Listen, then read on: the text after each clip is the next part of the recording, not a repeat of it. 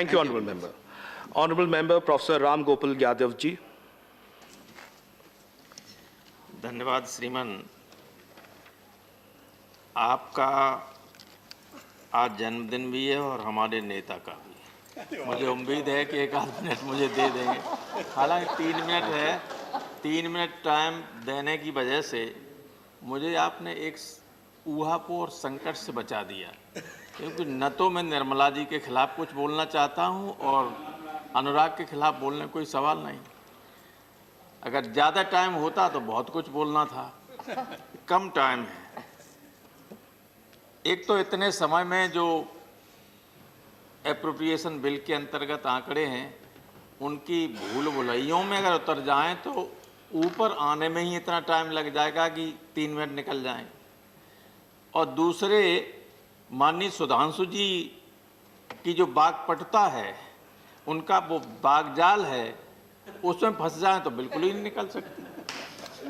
तो इसलिए मैं सिर्फ ये कहना चाहता हूँ कि इस कोरोना काल में, पेंडेमिक में कुछ तो ऐसा करना चाहिए था, नहीं तो आप संशोधनों के जरिए करें या रिवाइज्ड एस्टीमेट में करें कि बहुत सारे छोटे मोटे इंडस्ट्रीज सब बंद हो गए और जिस तरह से आपके जो कमाऊ चीज़ें हैं, उन सब संस्थान हैं, उनको आप डिसइन्वेस्ट करते जा रहे हैं।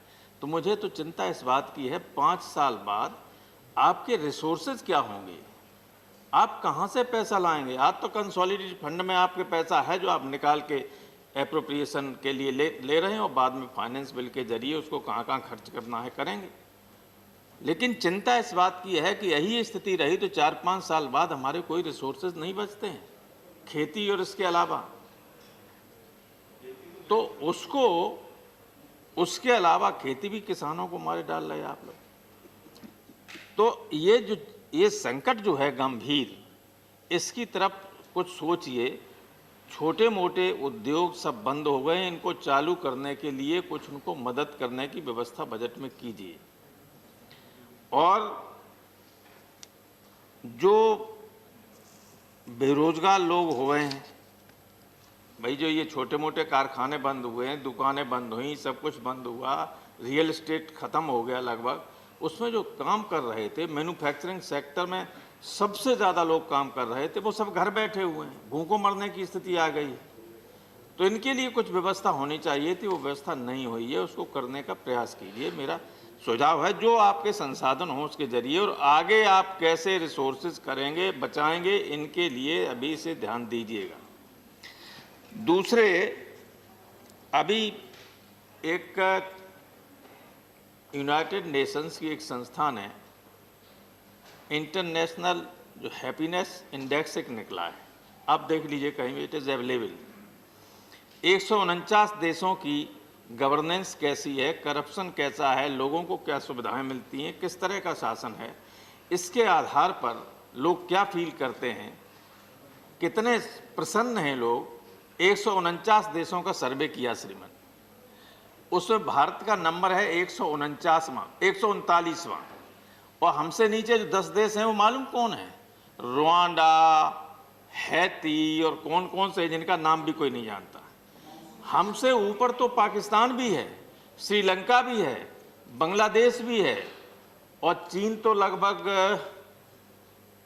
84वें नंबर पे है, तो 16 और 39, 55 पायदान ऊपर है हमसे।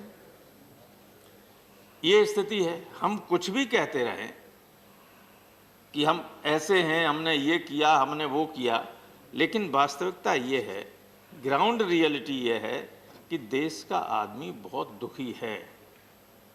हम ये आरोप नहीं लगाते कि आपकी व्यवस्था की वजह से दुखी हुआ, आपके शासन की वजह से दुखी है, लेकिन अगर भूखों मर रहा है तो अंतोगत्वा जिम्मेदारी शासक की होती कि नहीं होती। राजा का ये कर्तव्य होता है कि वो प्रजा का हित देखे, लेकिन रूपाले जी देख ही नहीं रहे, करें क्या। लेकिन अच्छी बात यह है कि इनके मंत्रालय के अंतर्गत जो आता है, जो खेती आती है, कृषि, उसने इस विषम परिस्थिति में भी हमारी जीडीपी को साधने का काम किया। द ओनली सेक्टर जिसने जीडीपी को साधने का काम किया और पहले साल से बेहतर, पिछले सालों से बेहतर काम किया और अब भी कर रहा है। इस साल भी बहुत अच्छा प्रोडक्शन है, क्योंकि मैं खुद जानता हूं। मैं अभी पूछ रहा था सुबह, हमारे आलू खोदे जा रहे थे तो उसने कहा साहब पिछली साल से लगभग 1.5 गुना ज्यादा अब की हमारा पैदा हो रहा है। तो माननीय खेती सदस्य, बचाए रहे, प्लीज कंक्लूड। लेकिन अकेले खेती से थोड़ी काम चल सकता है। हालांकि खेती लगभग 53-54% लोगों को अब भी रोजगार देती है, लेकिन अकेले खेती से काम नहीं चल सकता है जब तक हमारा मैन्युफैक्चरिंग सेक्टर नहीं बढ़ेगा, रियल एस्टेट फिर अपने पैरों पर नहीं खड़ा होगा। अब नोएडा वगैरह मारा मारी थी, 300 रुपया वर्ग मीटर जमीन नीलाम हो रही थी, अब कोई लेने वाला नहीं, कुछ नहीं, सब खत्म हो गया।